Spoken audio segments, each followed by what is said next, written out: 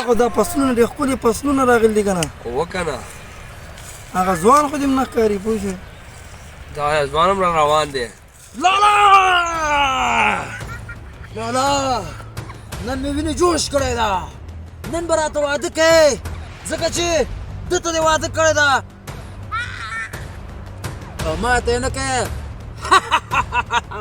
لالا که واده دې راته ونه کړه د ټولې دنیا ته به درته اور واچوم اور یا دې تا دې پلار لنډې والا چې غونډه دنیا ته به اور واچې لالا سړی ځان نه جوړ کړه سړی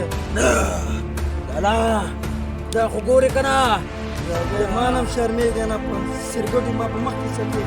لالا شرم پښتو غیرت ورک شو فلمونه ګورم فلمونه ته ماړو ګورې چې زه د پښتو فلمونو څنګه ځوان را جوړ کړه یو خبره درته وکړم لالا چا سره د ساق وادي وخوړه انجم انجه راتله ما ته وایاستې ما ده چې بخۍ درته پکې تېره کړم بخۍ څه وخت راغی پلار په مخ کې سرګټ څکې خبرې دی ګوره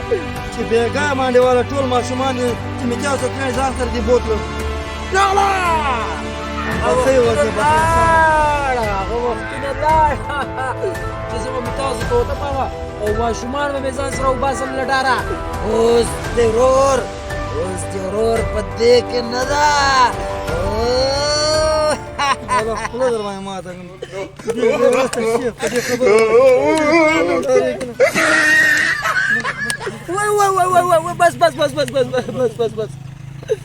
بس ډېر وکړو بیا یاره